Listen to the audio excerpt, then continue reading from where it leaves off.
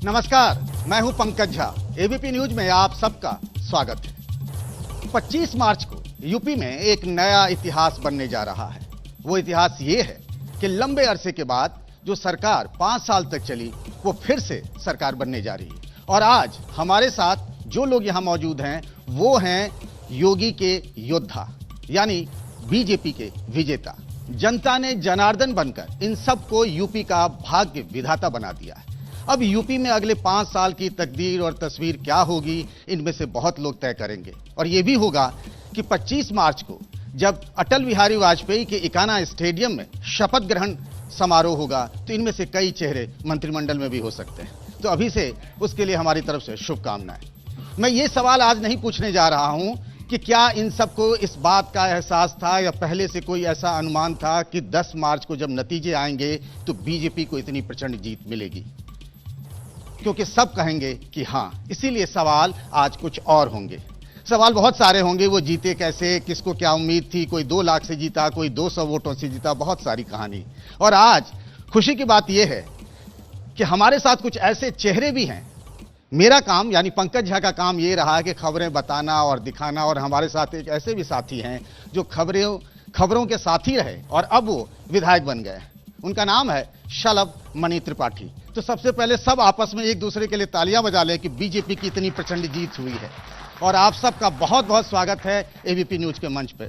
मैं सोचता हूं थोड़ी देर के लिए कि मैं जो काम कर रहा हूं एंकरिंग का, शलभ कुछ देर आप ही संभालेंगे तो कैसा रहेगा? क्या आइडिया कैसा है? सबकी सहमति है? संजय निषाद जी, क्या उनको दे दे थोड़ी देर के लिए माइक? क्या कह रहे हैं आप? दे दिया जाए माइक, दे दिया जाए। हाँ, सबकी सहमति है। कई हमारे साथ वरिष्ठ विधायक भी हैं, 8 बार 9 बार, जैसे रामपाल जी हैं, धर्मपाल जी हैं। मैं पिछले 22 साल से यूपी की राजनीति देख रहा हूं, तब से वो बनकर आ रहे हैं। तो वो भी अपने नौजवानों को, जो नए साथी हैं, पहली बार बनाए हैं, बहुत कुछ सिखाएंगे। लेकिन शलभ, आपसे शुरुआत करते हैं। मान लीजिए मेरी जगह आप हैं, इस कार्यक्रम को एंकर करना है, कैसे करेंगे? लीजिए माइक आपका। आपने तो मुझे फंसा दिया अचानक। जो है मैं तो ये मान के आया था कि आप कुछ सवाल पूछेंगे, हम सब उसका उत्तर देंगे, लेकिन आपने मुझे सवाल पूछने के लिए कर दिया। तो मैं आपसे भी पूछना चाहूंगा कि अगर कभी ऐसा मौका है, आप भी वादा करिए कि कभी हम भी आपको अपनी जगह खड़ा करेंगे और बोलेंगे जरा भाषण देकर दिखाइए। करेंगे। नहीं, बहुत बहुत धन्यवाद। एबीपी न्यूज के शो में आप सभी का बहुत स्वागत है। बहुत शानदार एक कार्यक्रम यहाँ पर आयोजित हुआ है एबीपी न्यूज की तरफ से। पंकज झा जी मजे हुए राजनीतिक संपादक हैं। करिए ना, आपके साथी सब हैं। निश्चित तौर पर सभी का स्वागत है। यहाँ पर आज हम इस शो में खड़े हैं। तमाम सारे ऐसे चेहरे हैं जो कई बार चुनाव जीत कर आए हैं, और कुछ ऐसे चेहरे हैं मेरे जैसे जो पहली बार चुनाव जीत कर आए हैं। आदरणीय संजय निषाद जी भी, जो कि सहयोगी दल के हमारे नेता हैं, वह भी यहाँ पर मौजूद हैं। और निश्चित तौर पर मैं इस पूरे सिलसिले की शुरुआत आदरणीय पंकज जी पहले तो आप ही से करना चाहूंगा। आप थोड़ा करीब आएंगे तो बातचीत होगी। बिल्कुल। पूरे चुनाव में मैं आपको देखता रहा, आप घूमते रहे, बहुत सारे एग्जिट पोल चलते रहे, बहुत सारे आकलन चलते रहे, तमाम पॉलिटिकल पंडित अपनी अपनी राय देते रहे। मैं आपसे जानना चाहूंगा, लंबा जो आपने चुनावी सफर तय किया, कोई एक ऐसा वाकया सुनाइए हमारे तमाम सारे जो यहाँ पे विधायकगण बैठे हैं, माननीय जो हमारे जनप्रतिनिधि हैं, जो आप शेयर करना चाहें इस पूरे चुनाव के दौरान, जो आपको कुछ अलग सा लगा। साला बाबू, आज मंच आप लोगों का है, आप लोग बताएंगे कि क्या किसके साथ क्या हुआ। जब आप कोई चुनाव प्रचार करने जाता है, कोई अलग अजीब तरह की मांग कर लेता है, अजीब तरह की बात कह देता है। दयाशंकर सिंह हैं, सब लोग जानते होंगे इनको। कभी ऐसा सिचुएशन आया कि आप बड़ी मुसीबत में फंस गए, भाई ऐसी डिमांड कर दी पब्लिक ने, अब करें तो क्या करें? ऐसा होता है? नहीं, नेता तो हर मुश्किल से निकलने का काम करता है। मुश्किल से निकालने का काम ही तो नेतागिरी है। ये बताइए शलभ बाबू कि पहली बार आप विधायक बने हैं, तो 25 तारीख को जो शपथ ग्रहण होगा और आप जब विधायक का शपथ लेंगे, तो उस दिन के लिए कोई ड्रेस व्रेस सिलवाए हैं क्या आप लोग? हम सब बहुत खुश हैं, उत्साहित हैं। एक रिकॉर्ड टूटा है। बहुत सारे लोग अंदाजा लगा रहे थे कि उत्तर प्रदेश में सरकारें बदलती हैं, लेकिन माननीय मोदी जी और माननीय योगी जी ने जो कमाल किया, आप देखिए इतिहास बना है, रिकॉर्ड टूटा है। और हम सब प्रफुल्लित हैं। जो कपड़ा होगा पहन के जाएंगे। मन प्रफुल्लित रहना चाहिए, मन उत्साहित रहना चाहिए। मैं राजेश चौधरी को भी देख रहा हूं, और मुझे नहीं लगता था यकीनी तौर पर कि राजेश चौधरी जीत दर्ज कर लेंगे। कि ऐसी सीट थी मथुरा की माठ, है ना, जहां से जयंत चौधरी रहे, 8 बार श्याम सुंदर शर्मा रहे, और फिर जब नतीजे आए तो जीत गए आप। देखिए, काम कोई भी आसान नहीं होता। यदि आप फील्ड में काम करने जा रहे हो तो आसान काम कुछ नहीं होता है, और राजनीति एक ऐसा काम है, उससे कठिन तो कुछ है ही नहीं। राजनीति बहुत कठिन है। एकदम कठिन है, इतनी आसानी से नहीं होता है। कुछ लोग होते हैं जो भाग्य के नाम पर अपने कुछ जुगाड़ तुगाड़ करके पा जाते होंगे, पर ज्यादातर लोग अपनी मेहनत के दम पर, अपने पुरुषार्थ के दम पर पाते हैं। मार्कशीट वास्तव में कठिन थी, इसमें कोई संदेह नहीं है। एक इतना बड़ा चेहरा वहां लगातार 8 बार से विधायक था। आपको यकीन था? मैं गारंटी से मैं लगा हुआ था, 7 साल से काम कर रहा था वहां पर। एक दिन में ये नहीं हो गया है, मुझे पता था। यदि आप चाहेंगे तो मैं अभी आपको दिखा सकता हूं रिकॉर्ड। मैंने वोट खुलने से पहले ही बूथ वाइज अपनी डिटेल भेज दी थी पार्टी को। कहां, किसको भेजी थी? इतना वोट मिलने वाला है, उससे 1000 अधिक वोट मिला है हमको, 1000। तो आपके काम का इनाम भी मिले, हम चाहते हैं। शुभकामनाएं। बैठिए राइस भाई। अब मैं केतकी जी को देख पा रहा हूं। केतकी जी ने भी एक कमाल कर दिया है कि नहीं? इन्होंने विपक्ष के नेता जो राम गोविंद चौधरी थे उनको आपने हरा दिया। पिछली बार आप चुनाव हार गई थी, तो इस बार ऐसा क्या बदल गया कि 2017 के प्रचंड बहुमत में भी आप हार गई और इस बार जीत गई? देखिए, पिछली बार केतकी सिंह निर्दल चुनाव लड़ी थी, और इस बार पूरे उत्तर प्रदेश में योगी जी, मोदी जी, इनके नाम पर चुनाव हुए, और जो थोड़े मतों से मैं हार गई थी उससे कहीं ज़्यादा मत जोड़ के, और इस बार आपके बीच में विधायक हूँ, हमारे माननीय संजय निषाद जी ने का समर्थन था, तो आप सबके बल पे जीता है। हम लोग ने बहुत कुछ किया नहीं है, जो आप बहुत क्रेडिट दे रहे हैं तो उतना दीजिए नहीं। अच्छा। योगी जी, मोदी जी का जादू था, वो चलना ही चलना था, पूरे देश में चल रहा है, तो हम कहाँ बच के जाते। टिकट मिल गया, जिसको टिकट मिला उसको विधानसभा की एंट्री मान लेनी चाहिए थी। अब भाग्य की बात है, कोई हमारे साथी, कई साथी पीछे रह गए, पर भविष्य में आएंगे। तो आपने कोई तैयारी की है? शपथ ग्रहण की हो, कपड़े उपड़े, साड़ी का कोई फेवरेट कलर? पिंक आज है, उस दिन क्या होगा? देखिए, महिला हूं तो थोड़ा तो चलता है ना, थोड़ा तो हम लोग का बनता है कि नहीं? आप लोग सहमत हैं? महिलाएं भी हैं और मनी जी हैं। थोड़ा तो हम लोग का बनता है, पर फेवरेट कलर क्या होगा आपका? फेवरेट हम सभी का भगवाधारी है, भगवा रंग है। पर एक बात कहना चाहूंगी कि हमारे महाराज जी ने एक ऐसा वस्त्र धारण किया, ऐसे रंग का वस्त्र धारण किया है कि वो कोई भी पहन ले उसके ऊपर जचता है। एक भगवा के नाम पे ना स्वामी प्रवक्तानंद जी मुझे दिख रहे हैं, भगवाधारी एक लौते हैं। वो नारा चल रहा था बीजेपी का, आ रहे हैं भगवाधारी, और इनका नाम भी बड़ा अजब है। शलभ प्रवक्ता है, नाम स्वामी जी का है, स्वामी प्रवक्तानंद जी। क्या स्वामी जी, ये भगवा धारण कब से है? ये राजनीति में आने से पहले या राजनीति में आने के बाद का? राजनीति तो मैं बहुत बाद में आया हूँ, और 2012 में, और उससे 2003 में मैंने ये संन्यास लिया था। तो एक तरफ योगी जी भी हैं, आप ही की तरह कपड़े पहनते हैं भगवा, और एक आप भी पहनते हैं, तो कभी कोई ऐसा वाकया हुआ जहां आपको लोगों ने योगी जी समझ लिया? ऐसा कभी हुआ क्या? नहीं, ऐसा तो नहीं हुआ, क्योंकि योगी बहुत बड़ा नाम है। हम लोग तो उनके पद पर चलने का प्रयास कर रहे हैं कि पूज्य स्वामी जी के पद पर, पगों पर चलें और एक इतिहास के लिए आगे बढ़ाने का काम करें। चलिए हम जहाँ चलते हैं, संजय निषाद जी बैठे हैं बहुत आगे से, बहुत देर से सोच रहे होंगे कि संजय जी आपका किस्सा भी बड़ा दिलचस्प है। कि दिलचस्प है? बैठिए बैठिए, आप तो लंबे हैं एकदम, बैठिए। तो 2018 याद होगा आपको, जब साइकिल की सवारी हुई थी, तब संजय निषाद विमर्श में आए थे। तो आपने कैसे सोचा कि बीजेपी, मतलब लोग कहते हैं मौसम विज्ञानी आप यूपी के हैं, कि पहचान लेते हैं किधर जा रहा है, ऐसा है क्या? नहीं, ये गलत है कि साइकिल की सवारी थी। उसमें निषाद पार्टी, पीस पार्टी और समाजवादी पार्टी और बहुजन समाज पार्टी, ये 4 पार्टियों की सवारी थी, और गलत प्रचार करने का नाते ही उनका जो साथ था 2018 में छूटा है। कि व्यक्ति 2017 में सपा और बसपा खत्म हो गई थी, और जिंदा हमने 2018 में दोनों सबको एक करके किया था। लेकिन इनकी आदत वही है जो पहले से 30 साल से समाज के साथ धोखेबाजी करते रहे, उसका परिणाम 2017 में मिला, 2017 में, 2019 में और 2022 में मिला, और आगे और भी ज़्यादा मिलेगा, उसका उन्हें दंश झेलना पड़ेगा। मैं एक चीज़ जानना चाहता हूं कि ये तो आपके बेटे हो गए श्रवण निषाद, क्या श्रवण भाई? तो आप पहली बार विधानसभा का चुनाव लड़े, तो पिताजी ने क्या ट्रेनिंग दिया पिछले 5-6-7 दिनों में, जब से आप चुनाव जीते हैं उसके बाद से? क्या बोलना है, क्या करना है? देखिए, सबसे पहले तो भारत के यशस्वी प्रधानमंत्री नरेंद्र मोदी जी और उत्तर प्रदेश के यशस्वी मुख्यमंत्री योगी आदित्यनाथ जी और निषाद पार्टी के राष्ट्रीय अध्यक्ष डॉक्टर संजय कुमार निषाद जी का मैं धन्यवाद देता हूं, जिन्होंने मुझ पर विश्वास जताया। और मैं ईश्वर से भी प्रार्थना भी करता हूं कि मुझे इतनी शक्ति दे कि जो इन्होंने विश्वास दिया उस पर मैं खरे उतरूं। और रही बात, बहुत कुछ सीखने को मिला मुझे राजनीति में पिताजी के द्वारा, और जनता ने जो मुझे वहाँ कबूला, और जनता की पुकार थी कि वहाँ जो है किसी नेता की ज़रूरत नहीं थी, कि इंजीनियर की ज़रूरत थी, जिस हिसाब से वो विधानसभा था, इस हिसाब से। तो संजय जी मुझे भी बताइए कि सत्ता में हिस्सेदारी का कोई फार्मूला निकला है क्या?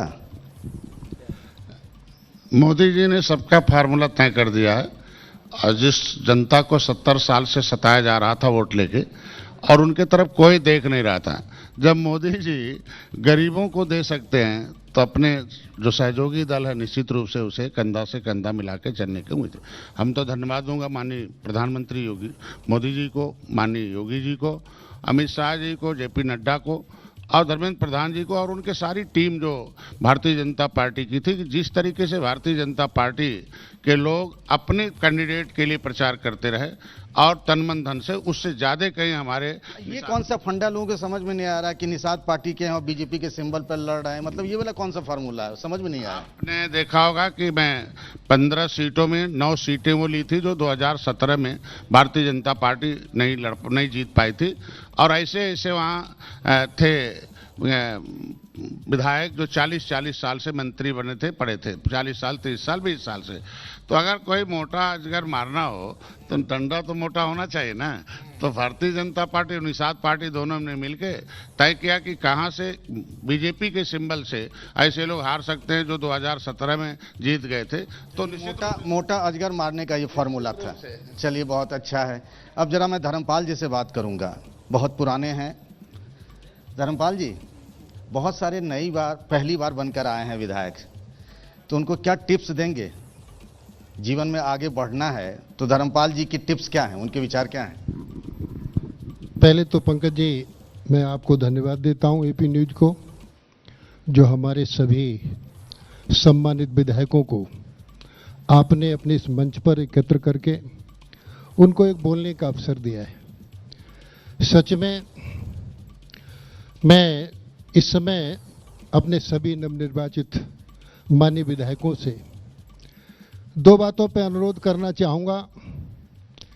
किसी भी कल्याणकारी सरकार की 2 प्राथमिकताएं होती हैं जिस पर वो सरकार जीत कर आती है। नंबर 1 सुरक्षा, नंबर 2 विकास। माननीय योगी जी के नेतृत्व में माननीय मोदी जी के आह्वान पर उत्तर प्रदेश की योगी सरकार सुरक्षा और विकास के नाम पर हम सब लोग जीत कर आए हैं, और इसमें सभी माननीय विधायक अपनी विधानसभा में जो भी वायदा कर आए उसको पूरा करने का काम करेंगे। स्थानीय मुद्दों को भी चिंता करेंगे। साथ ही साथ बड़ी हंसी और समझ की बात है, आम जनता कहती थी कि मोदी जी ने योगी जी को मुख्यमंत्री घोषित किया है, चेहरे पर चुनाव हो रहा है, उत्तर प्रदेश में विकास हुआ तो हुआ है, लेकिन योगी जी के पास 2 बुलडोजर हैं। एक बुलडोजर विकास वाला है और एक बुलडोजर विनाश वाला है। तो ये लोग क्या बुलडोजर को लेके आप कह रहे हैं कि विधानसभा में आ जाए? ये बुलडोजर को विधानसभा में लेके तो नहीं आएंगे, लेकिन ये अपनी विधानसभा में विकास का बुलडोजर चलाएंगे और विनाश उन अपराधियों का, उन अत्याचारियों का जिनसे जनता त्रस्त है, उसको करने का काम करेंगे। ये विकास और सुरक्षा के मुद्दे पर काम करेंगे तो ठीक रहेगा। आप सबका बहुत बहुत स्वागत। Thank you. धर्मपाल जी बहुत सीनियर हैं, और मैं देख रहा हूँ नंद किशोर गुर्जर जी भी हैं। अब गुर्जर जी का नाम बहुत लोग जानते हैं, किसान आंदोलन के टाइम से, है कि नहीं गुर्जर जी? हाँ, उस टाइम में बहुत विवादों में रहे। तो आप तो जीत गए, आपके को लेकर भी लोग कहते थे बड़ा सस्पेंस है, तो वो सस्पेंस किस बात को लेकर थी? तो लोग जानते होंगे जो सस्पेंस मानते थे। मैं तो श्योर था, लोगों को हम भगवान मान के काम करते हैं, और सुबह बैठते हैं 6 बजे से लेकर, और जब तक लोग मिलते हैं जहाँ भी दूसरा काम ही नहीं करते। तो जनता ने तमाम लोग एक साथ इकट्ठे हुए, और एक माफिया, वो मुझे नाम नहीं लेना चाहिए, आप सब जानते हैं, तो वो और पूरी सख्तियां, पोलराइजेशन, उसके बावजूद भी नहीं हरा पाए। एक बात बताइए गुर्जर जी, शुरुआत से बड़े बड़े पॉलिटिकल पंडित कहते थे फर्स्ट फेज से ही, जब आरएलडी समाजवादी पार्टी का गठबंधन हो गया कि फर्स्ट फेज से ही मामला फंसता हुआ है। आप लोगों को लग रहा था कि फर्स्ट फेज में मामला फंस गया है?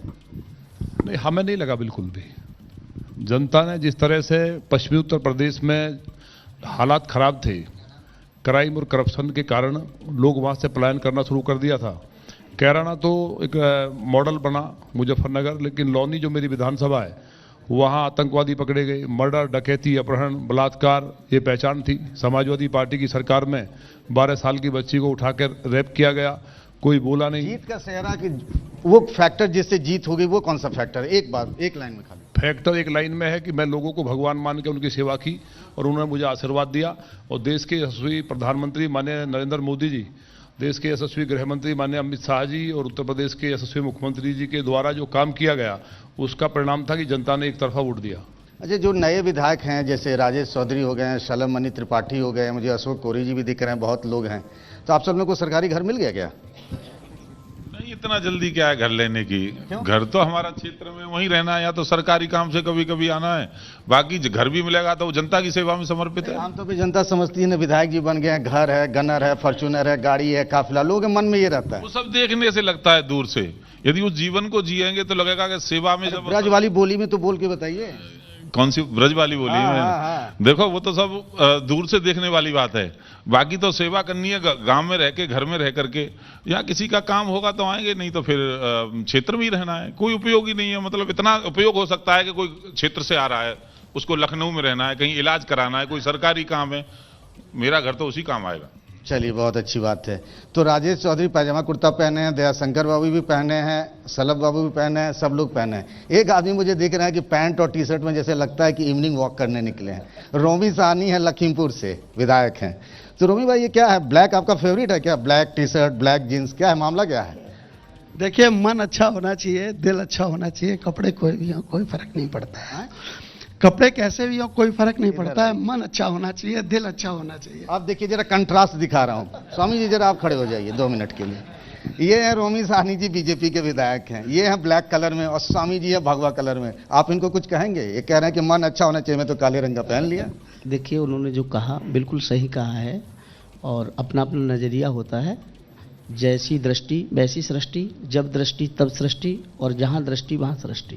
तो ये बताइए, जब शपथ ग्रहण होगा और जब आप विधानसभा में सदस्य की शपथ लेने जाएंगे, तब भी ऐसे ही ब्लैक कलर में जींस टी शर्ट? हाँ, मैं 10 साल से विधायक हूँ, मैंने कभी कुर्ता पजामा नहीं पहना। उसका कारण बता दूं आपको? हाँ बिल्कुल बताइए। मुझे 2012 में पहली बार बहन जी ने टिकट दिया था, तो जिस विधानसभा से मैं लड़ा, जो टिकट दिया मुझे, उसमें 2 विधायक बसपा के थे, और दोनों व्हाइट कुर्ता पजामा पहन करके 5 साल वहाँ राज किए थे, और वो भी कलफ लगाते थे और अच्छा सा व्हाइट कपड़ा सब। मैंने उन्हीं के हिसाब से अपना व्हाइट कुर्ता पजामा सिलवाया था, लेकिन उनसे लोगों को बड़ी शिकायत थी। तो जब मैं व्हाइट कुर्ता पजामा पहन के गया तो बड़ा लोगों ने कहा कि ये देखो, वो ये भी वैसी ड्रेस पहन के नया नया बहरूपिया आ गया है। तो मैंने फिर कुर्ता पजामा टांग दिया, उसके बाद फिर मैंने कभी नहीं पहना। आप तो बीएसपी में थे, बताइए कभी जिंदगी में सोचा था किसी ने कि राजनीति में एक मौका ऐसा भी आएगा कि बीएसपी की 1 सीट और कांग्रेस की 2 सीट? हाँ जी, क्या? बीएसपी की 1 सीट, कांग्रेस की 2 सीट। हाँ, ऐसा जैसे कर्म आदमी करता है उसको वैसे ही फल मिलता है सर। किसने कैसा कर्म किया? अब आप देखिए ना, रिजल्ट बता रहा है, उसका पीछे का तो यही है ना, इन्होंने क्या किया, आपसे कुछ छुपा नहीं है, उसको बोलना भी ठीक नहीं है यहाँ पे। चलिए बैठिए। मुझे दिख रहे हैं रामपाल वर्मा जी। हाँ, रामपाल जी 8 बार के विधायक रहे आप, तो धर्मपाल जी ने में कुछ टिप्स दिए हैं नए वालों के लिए, आपका क्या टिप्स है? लोग अपने अपने क्षेत्र से जिस तरह जनता के आशीर्वाद से चुन करके आए हैं, तो उनको जनता का ख्याल रखना है, अपने क्षेत्र का विकास करना है, और चुनाव के दौरान जो लोगों ने वादे किए हैं जनता से, उन वादों पे भी खरा उतरने की कोशिश करनी चाहिए, ताकि लोगों का विश्वास न टूटे, और जो सरकार की नीतियां हैं उनको भी अपने क्षेत्र में लागू कराने का भरसक प्रयास करके क्षेत्र का विकास करना चाहिए। अच्छा, मैं एक चीज और जानना चाहता हूं कि मीडिया में, टीवी पे चलता रहता है कि आजकल की योगी मंत्रिमंडल में कौन कौन से चेहरे हैं, तो रामपाल वर्मा जी का कभी चल जाता है, कभी संजय निषाद का चल जाता है, कभी जयकिशन जैकी जी का चल जाता है। जब आप लोग ये सब देखते रहते हैं तो तब मन में क्या चल रहा था, और देख रहे होते हैं तो क्या समझ में आता है? जैकी जी, आप तो पहले भी मंत्री रहे। सबसे पहले तो मैं देश के यशस्वी प्रधानमंत्री जी को बधाई दूंगा, देश के गृह मंत्री जी अमित शाह जी को बधाई दूंगा, उत्तर प्रदेश के मुख्यमंत्री आदरणीय योगी आदित्यनाथ जी को, अपना दल की राष्ट्रीय अध्यक्ष बहन अनुप्रिया पटेल जी को बहुत बधाई देंगे, और निषाद पार्टी के संजय निषाद जी, हम लोग तीनों पार्टी मिलकर के पूरे उत्तर प्रदेश के मूल सवाल को आपने घुमा दिया जलेबी की तरह। नहीं, मैंने घुमाया नहीं है, सबको धन्यवाद देते हैं। और जितने भी इस हाल में नवनिर्वाचित विधायक बैठे, सभी विधायकों को मैं बहुत बहुत बधाई दूंगा। और उत्तर प्रदेश में पहले से ही तय था कि योगी आदित्यनाथ जी के नेतृत्व पे जो चुनाव हो रहा है, जो अपना दल का गठबंधन है, ये बड़ा शुभ है भारतीय जनता पार्टी के लिए। देखिए 2014 में जब गठबंधन हुआ था, संजय निषाद जी के साथ जो गठबंधन है वो शुभ नहीं है? मैं बताता रहा हूँ, बड़ा शुभ है। देखिए उनका कम शुभ है। तीनों पार्टियों का जो गठबंधन हुआ, भारतीय जनता पार्टी का, लोग नहा धो करके निकले और भगवान की पूजा किया और कमल चढ़ाया। इसके बाद वोट डालने गए, वहां से लौट के आए, बहन अनुप्रिया पटेल के कप प्लेट पर लोगों ने चाय पिया। अच्छा। इसके बाद जैसे ही टीवी देखा और सब मतदान का प्रतिशत बढ़वाया, जैसे लंच का समय आया, भोजन भरी थाली पर भोजन किया। क्या बात है, क्या बात है, आप ताली बजाइए। तो आपका क्या ग्रेजुएशन में हिंदी साहित्य था क्या? नहीं, साहित्य नहीं है, हम तो लॉ कॉलेज से पढ़े, हम लोग डिग्री कॉलेज डीएवी कानपुर से पढ़ाई की है मैंने। और लगातार हम लोग, ये जो दूसरी पारी है, ये उत्तर प्रदेश के परफेक्शन को और अधिक बदलेगी। जैसे सुशासन पर हम जीत कर आए हैं, इस बार मुझे ऐसा लगता है कि उत्तर प्रदेश की जनता देश का जो सबसे बड़ा प्रदेश है, इसमें बहुत। हर्षवर्धन वाजपेयी हैं और राजनीति इनको विरासत में मिली है क्या हर्ष भाई? दादी, पिताजी, माँ और सब लोग अलग अलग पार्टी में क्यों? अब कहते हैं, ये तो बड़े बड़े आपके मीडिया के लोग कहते हैं, Bhajpa is the new Congress. Bhajpa is the new Congress, ये आपके मीडिया के लोग कहते हैं। जैसे एक जमाने में पूरी दुनिया, पूरा भारत कांग्रेस से लड़ता था, आज पूरा भारत भाजपा से लड़ता है। इसमें तो कोई दो राय है नहीं। तो जो आपको घर में जो अलग अलग पार्टियों के नेता थे, उनसे आपको राजनीति में आगे बढ़ने में फायदा मिला, टिप्स मिला कुछ? जी देखिए, मैं तो इसमें कोई दो राय नहीं है। मैं एक राजनीतिक घराने से हूँ। जब मैं एक कमला नेहरू अस्पताल है, उसमें जब पैदा हुआ था, तो एक भगवान ने एक माथे पे मोहर लगाई थी, अगर ये कुछ उल्टा सीधा काम नहीं करेगा तो विधायक शहर उत्तरी बन जाएगा। जी, अगर उल्टा सीधा ना करे। जैसे राहुल गांधी जब पैदा हुए थे, तो उनके माथे पे एक भगवान ने मोहर लगाई थी, उल्टा सीधा काम नहीं करेंगे तो भारत के प्रधानमंत्री बन जाएंगे। कर गए, उल्टा सीधा काम नहीं बन पाए। ये कहाँ लिखा हुआ, कहाँ पढ़ लिया? ये था, ये है, ये इतिहास का वो है। अगर कोई भी आदमी अपने इतिहास से, अपने पूर्वजों से अलग नहीं हो सकता। और अगर आप, कोई लोग होते हैं, कुछ बच्चे होते हैं जो विरासत को बना के चलते हैं, कुछ लुटा देते हैं। चलिए, मैं उनसे मिलना चाहता हूं। उनका नाम सरिता भदौरिया है, इटावा से, जो कहा जाता है कि मुलायम परिवार का गढ़ है। तो सरिता भदौरिया जी, कभी लगता है कि 32 दांत के बीच में जीभ फंस गई है क्या? ऐसा तो मुझे कभी नहीं लगा कि मैं 32 दांत के बीच में हूं, क्योंकि बड़ी जीदारी से, जीवटता से पार्टी के नेताओं का आशीर्वाद हमारे सर पर रहता है। और मैं आपके माध्यम से सबसे पहले तो इटावा की जनता को धन्यवाद देना चाहूँगी, जिन्होंने बहुत ही सुंदर निर्णय लिया और मुझे विधायक बनाया। मैं पिछले 5 वर्ष से लगातार, पिछली बार जब मैं 17 में जीती थी, उसी समय से मैं चुनाव लड़ रही थी और लोगों के बीच में थी, क्योंकि मुझे कल्पना थी कि इटावा की सीट में जाति समीकरण भी ठीक नहीं है। और समाजवादी पार्टी का पूरा परिवार, जिस तरीके से हमारे चुनाव में आदरणीय मुलायम सिंह जी और पूरा खानदान रोड शो करने के लिए निकला और पूरे खानदान ने इटावा के लोगों से वोट मांगे। अब आप कल्पना कर सकते हैं कि जब पूरी समाजवादी पार्टी हमारे विपक्ष में लोगों से वोट का आग्रह कर रही है और फिर लोगों ने हमारे पक्ष में निर्णय लिया, तो वास्तव में योगी जी और मोदी जी का जादू। इस बार जानती है क्या होगा? इस बार एक चीज बदली होगी विधानसभा की तस्वीर। जब आप लोग इधर सत्ता पक्ष की तरफ बैठे हुए, तो सामने में आपको अखिलेश यादव भी मिलेंगे। अच्छा रहेगा, मेरा उनसे आमना सामना होगा, मुझे कोई दिक्कत नहीं है। मैंने बहुत उनके गढ़ में चढ़ के राजनीति की है, मैं किसी से डरती नहीं हूँ और बहुत मजबूती के साथ भारतीय जनता पार्टी की बहुत पुरानी कार्यकर्ता हूँ, संगठन के विभिन्न पदों पर रही हूँ और बहुत ही अच्छे से काम करती हूँ, लोगों की सेवा करती हूँ। और राजेश पीछे से कह रहे थे कि सामने अखिलेश यादव रहेंगे तो आनंद आएगा, ये कौन सा आनंद है? देखिए, एक अलग प्रकार का आनंद होगा। एक तरफ साधु त्यागी तपस्वी सन्यासी के नेतृत्व में हम लोग बैठे होंगे, दूसरी तरफ माफिया, गुंडे, मवाली, उनका नेतृत्व अखिलेश यादव कर रहे होंगे। सत्य और असत्य पार्लियामेंट के, विधानसभा के अंदर भी लड़ रहा होगा, तो उसमें और आनंद आएगा। कहीं आपकी नजर लोकसभा चुनाव पे भी तो नहीं है अगले 2024 की? आपके मुंह से निकला पार्लियामेंट। पार्टी के वर्कर हैं हम तो, अब पार्टी जहां भेजेगी वहां काम करेंगे, इसमें कौन सी बात है? राजनीति में आए तो महत्वाकांक्षा भी होती है। जी आपके चैनल से ये शिकायत रही, इसलिए मैं आपके सामने पूछ रही हूँ। बिल्कुल सबके सामने कहिए। आप लोगों ने मुझे लगातार पहले दिन से हरा हुआ कैसे दिखाया था, ये आप जवाब दो मुझे।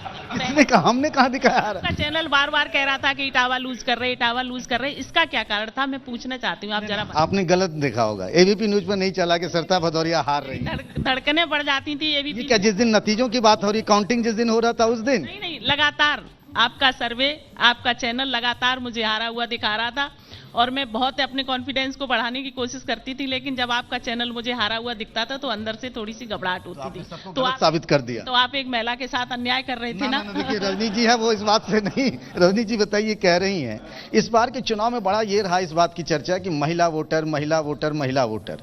तो आपको लगता है कि इस बार जब सरकार बन रही है योगी पार्ट 2, तो महिलाओं को भी सत्ता में उसी तरीके से हिस्सेदारी मिलनी चाहिए?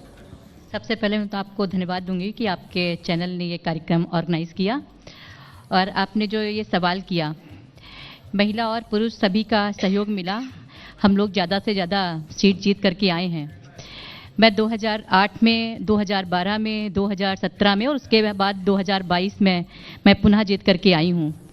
मैं जब से विधायक बनी उसके बाद से ही मेरा कार्यक्रम शुरू हो जाता है लोगों की सेवा करना। इसके लिए मैं अपने यशस्वी मुख्यमंत्री जी को, यशस्वी प्रधानमंत्री जी को बहुत बहुत धन्यवाद देना चाहूँगी।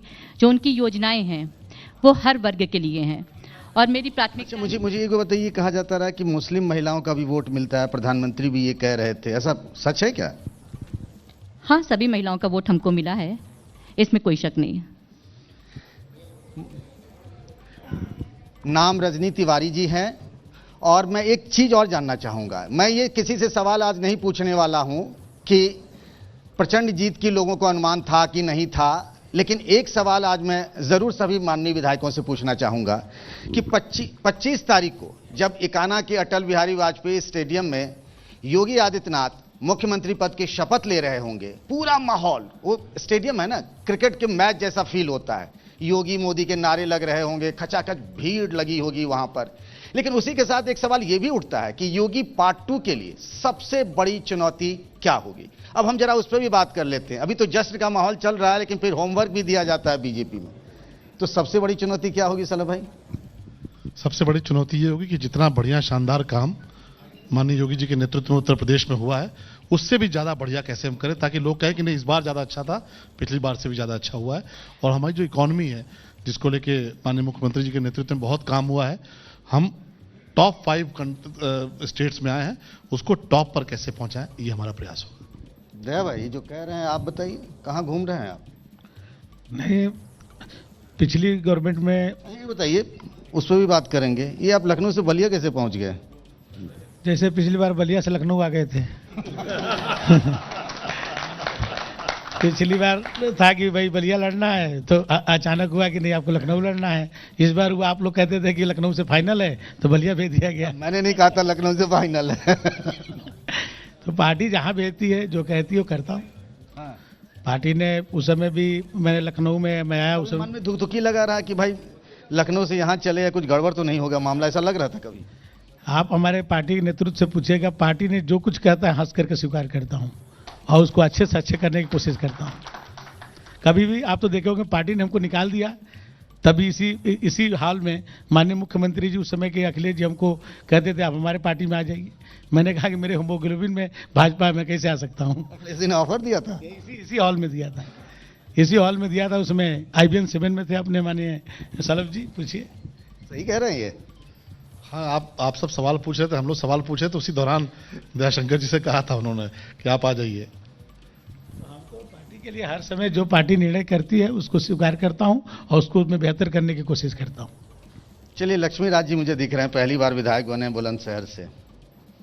तो लक्ष्मी जी को बताइए, तैयारी वारी क्या है? इसी तरीके से पटका लेके शपथ ग्रहण में जाएंगे क्या? मतलब पहली बार विधायक, घर द्वार सब हो गया लखनऊ में, मामला सेट हो गया?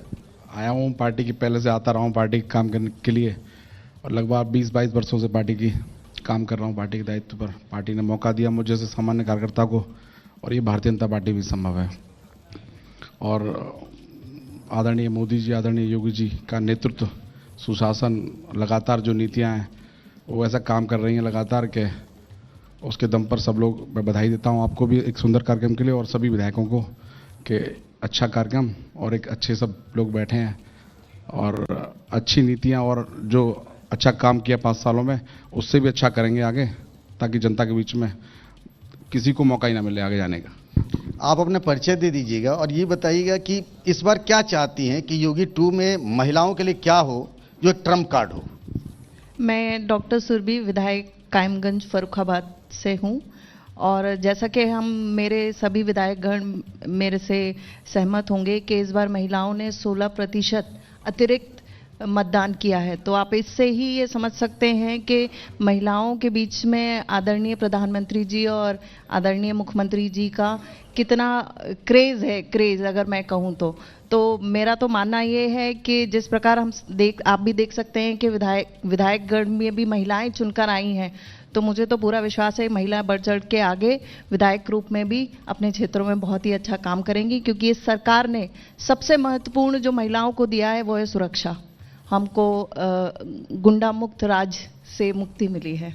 चलिए मैं जरा धर्मपाल जी के पास फिर से चलता हूं। खबर आ रही है कि करीब 40 से भी अधिक बड़े इंडस्ट्रियलिस्ट को शपथ ग्रहण में बुलाया गया है, तो योगी जी 1 ट्रिलियन इकोनॉमी की बात कर रहे हैं।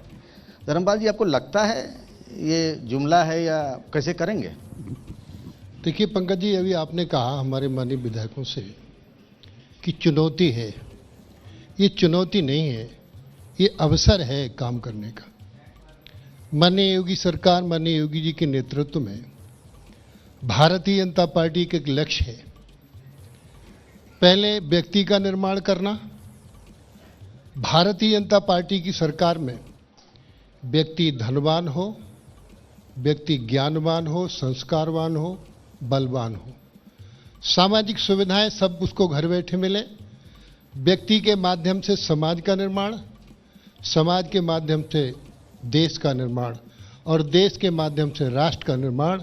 ये योगी सरकार 2 माननीय योगी जी के नेतृत्व में माननीय प्रधानमंत्री नरेंद्र मोदी जी, माननीय गृह मंत्री अमित शाह और माननीय राष्ट्रीय अध्यक्ष JP नड्डा जी जो चाहते हैं, उस अनुरूप योगी सरकार 25 मार्च को शपथ लेकर न्याय और इंसाफ के मार्ग पर चलकर राम राज्य की स्थापना करेगी। राम राज्य की स्थापना करेंगे। पीयूष रंजन जी दिख रहे हैं। पीयूष भाई, ये वैसे विधायक हैं जिन्होंने करछना से उज्जवल रमन सिंह, समाजवादी पार्टी के बड़े नेता, उनको चुनाव हराया, तो कहीं लग रहा था कि मामला गड़बड़ भी हो सकता है?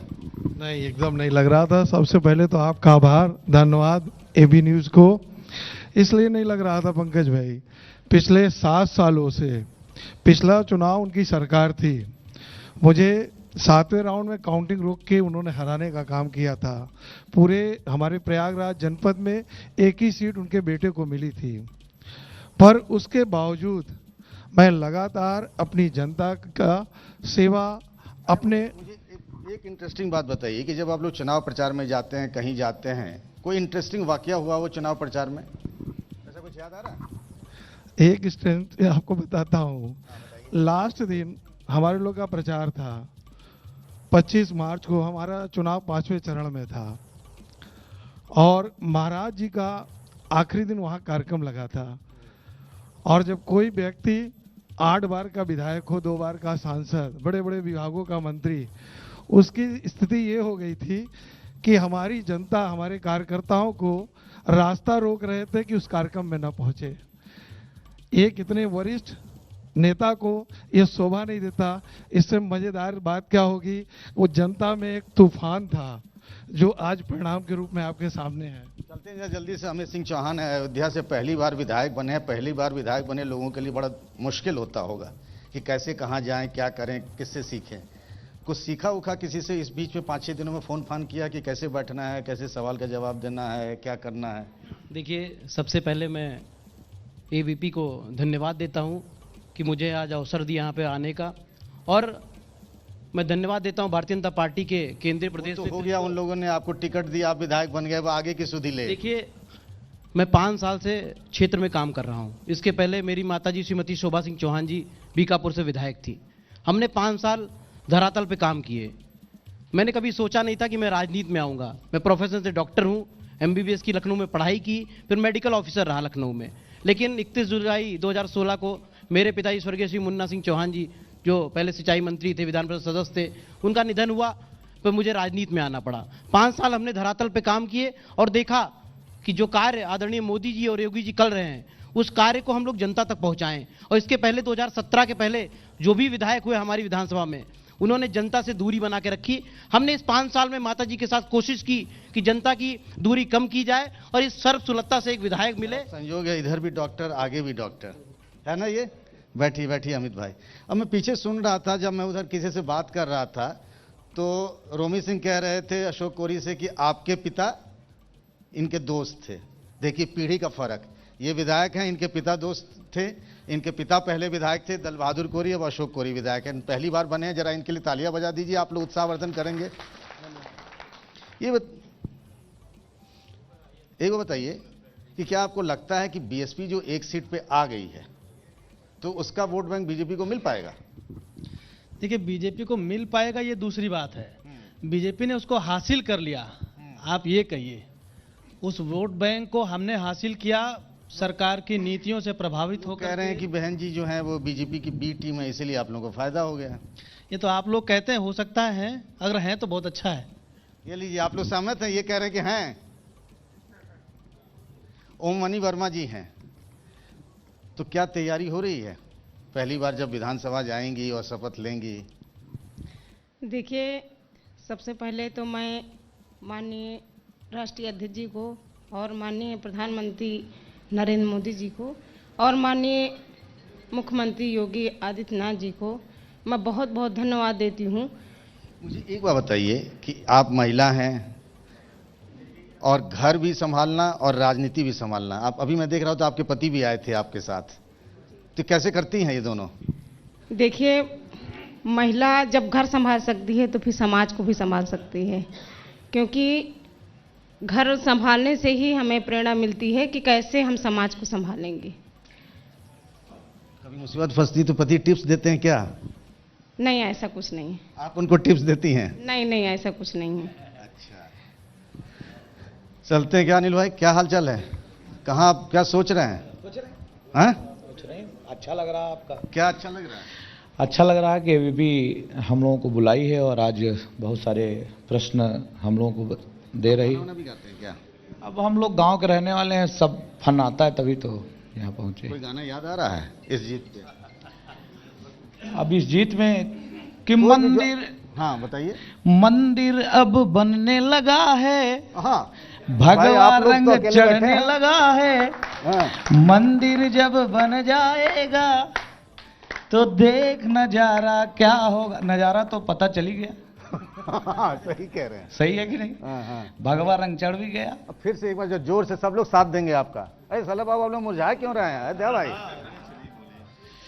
मंदिर अब बनने लगा है, भगवा रंग अब चढ़ने लगा है, मंदिर जब बन जाएगा देख नजारा क्या होगा,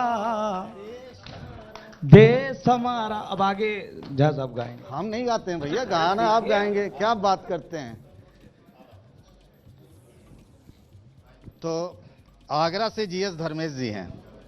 धर्मेश जी, ये लग रहा था आगरा को कहा जाता है कि मतलब ये दलितों की राजनीति की प्रयोगशाला है, और इस बार तो वहाँ बीएसपी का खाता नहीं खुला।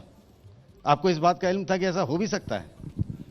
देखिए, देश के प्रधानमंत्री माननीय नरेंद्र मोदी जी ने और उत्तर प्रदेश के मुख्यमंत्री माननीय योगी आदित्यनाथ जी ने जो जन कल्याणकारी योजनाएं गरीब जनता के लिए चलाई थी, और गरीब जनता को जो आवास दिए, 2.5 साल से फ्री राशन महीने में 2 बार दिया, इन योजनाओं के माध्यम से जो गरीब आदमी जो भारतीय जनता पार्टी से जुड़ा है और इन्हीं नीतियों से जो लाभार्थी थे, लाभ पा करके भारतीय जनता पार्टी को वोट दिया है।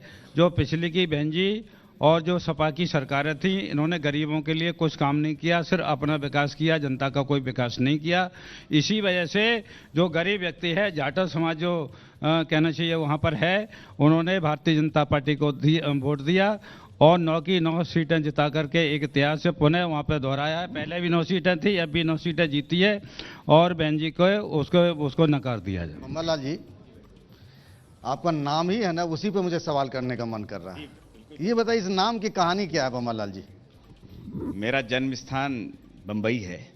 और माँ बम्बा देवी के आशीर्वाद से मेरा जन्म हुआ है, तो इसकी वजह से मेरा नाम बम्बा लाल है। मैं माँ बम्बा देवी का लाल हूँ। तो मुंबई में आपका जन्म हुआ जी। तो यहाँ की राजनीति में कैसे, ये भी कहानी बता दीजिए। नाम की कहानी तो बता दी आपने। मेरे फादर इंडियन नेवी में थे, तब मैं बॉम्बे रहता था। उसके बाद फिर मैं यूपी आ गया, जब उनके रिटायरमेंट के बाद।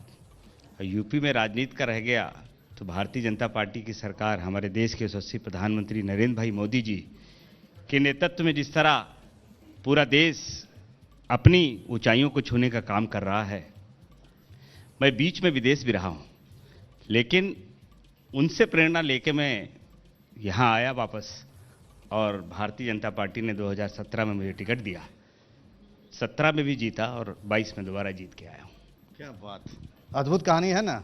तो इनके लिए भी तालियां हो जाएं, बम्बा लाल जी के लिए। भाई ये बताइए कि आप तो उस इलाके से हैं जहां बीजेपी के लिए मुश्किल होता है, नहीं होता है, फिर क्या हुआ?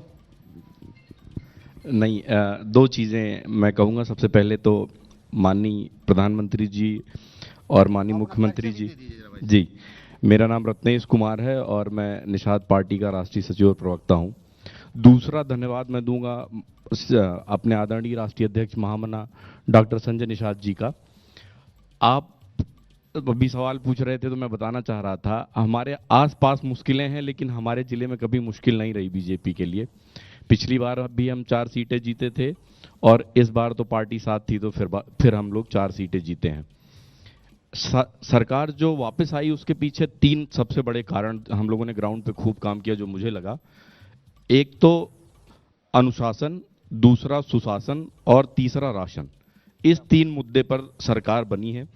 लोग भले ही इस हॉल में बैठ के जो बात करते हैं, हमने ग्राउंड पे भी देखा, जितना भारतीय जनता पार्टी का कार्यकर्ता अनुशासित है, जितना निषाद पार्टी का कार्यकर्ता अनुशासित है, उतना अन्य पार्टियों का कार्यकर्ता अनुशासित नहीं है।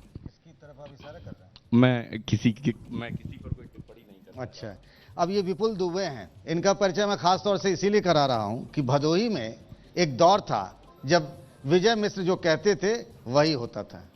तो विपुल बाबू, अब की बार उन्होंने क्या कहा? अब की बार उनकी पत्नी और बेटा और बिटिया बस केवल अपने मांग के सिंदूर की रक्षा के लिए वोट मांग रही थी। क्षेत्रवासियों ने ये कहा कि पहले जो क्षेत्र में जितने लोगों के आपके पति ने सिंदूर उजाड़ा है, क्या उनका सिंदूर सिंदूर नहीं था? ये नारा चल गया और नौजवान वहाँ का जाग गया। और आदरणीय डॉक्टर संजय निषाद जी ने 2017 में भी उनको टिकट दे करके उनको पार लगाया था, लेकिन वो 2018 में ही डॉक्टर साहब से दूर हो गए और तब से मैं डॉक्टर साहब के साथ था और जिसकी वजह से आज वहाँ पर 2022 में आपके साथ में हूँ। चलिए, मैं जल्दी से, डॉक्टर लोग यहाँ बहुत हैं, डॉक्टर अमित भी हैं, डॉक्टर प्रतिभा भी हैं और डॉक्टर साहब यहाँ भी हैं। जब अपना परिचय दीजिए डॉक्टर साहब। क्या कमाल है कि मतलब डॉक्टर लोग बीजेपी ही क्यों आ रहे हैं? माइक आपका है। मैं डॉक्टर राघवेंद्र शर्मा, अस्थि रोग विशेषज्ञ हूँ। बरेली में बिथरी विधानसभा से चुन के आया हूँ। डॉक्टर क्योंकि सेवा करना सीखता है, जो सच में डॉक्टर है वो जानता है कि जो उसका मरीज होता है वो भगवान होता है। और स्पेशली सरकारी अस्पतालों में ज़्यादातर गरीब मरीज आते हैं, तो मेरे जो टीचर थे हमेशा कहते थे ये तुम्हारे भगवान हैं, इनको भगवान की तरह पूजोगे तो निश्चित ही आपको प्रसन्नता मिलेगी और आप आगे बढ़ोगे। यही कारण है कि डॉक्टर्स में सेवा भाव होता है। और भारतीय जनता पार्टी एक ऐसी पार्टी है जो सच में गरीबों की चिंता करती है। मोदी जी और योगी जी जैसे लोग लोगों के घरों में रहते हैं, उनके दिल में रहते हैं। नहीं तो कोई कैसे जान सकता है कि राशन वितरण हो रहा है, वहाँ नमक की भी ज़रूरत पड़ेगी, वहाँ तेल की भी ज़रूरत पड़ेगी। ऐसी मनसा वाली जो सरकारें हैं उनके साथ ही डॉक्टर्स आ रहे हैं, यही कारण है। चलिए, तो हड्डी के डॉक्टर हैं, बहुत सारे डॉक्टर भी हैं यहाँ पे। आप बताइए भाई साहब, क्यों जब वो बोल रहे हैं तो आप मुस्कुरा रहे हैं? जरा परिचय दीजिए। डॉक्टर MP आर्य हूँ। मैं भी डॉक्टर हूँ, बरेली जिले से ही हूँ, जहाँ से डॉक्टर राघवेंद्र शर्मा भी बात कर रहे थे। नवाबगंज से मैं हूँ, डॉक्टर साहब बिथरी से है। तो ये क्या चमत्कार है कि बरेली से बहुत सारे डॉक्टर बीजेपी के विधायक बन गए?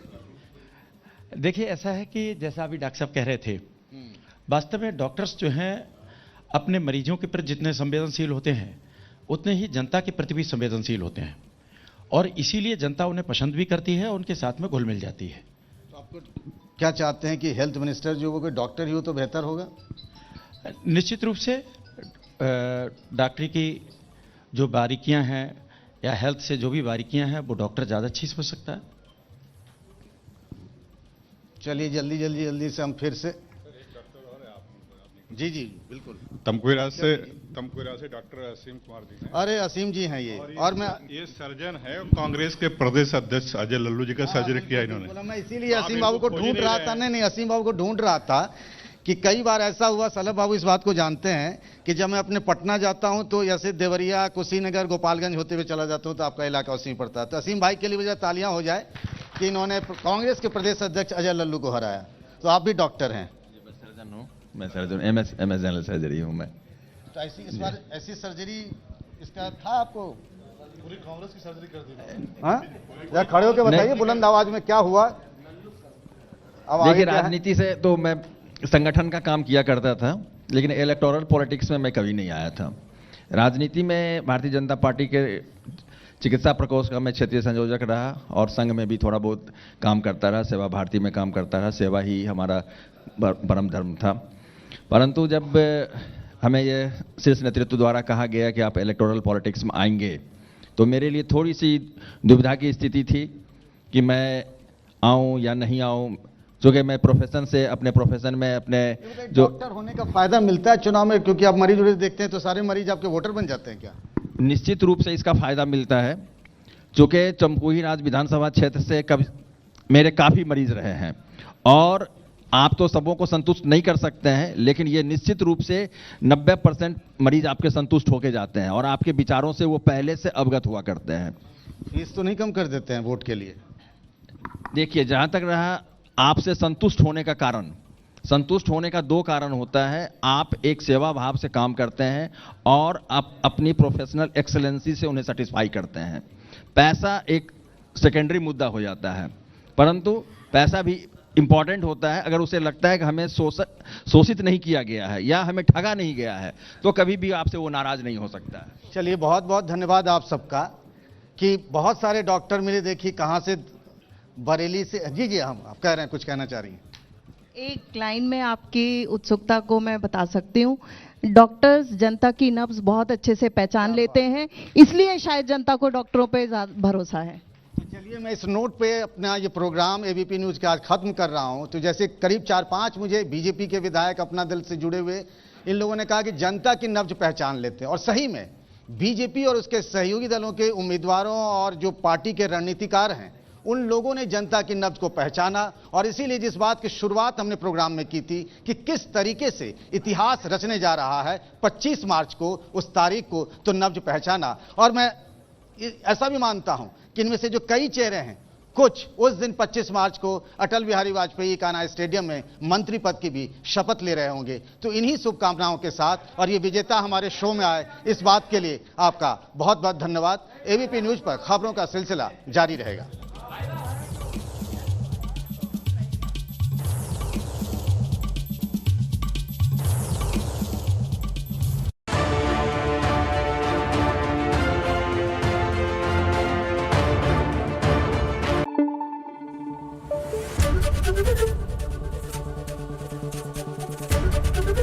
एबीपी न्यूज आपको रखे आगे।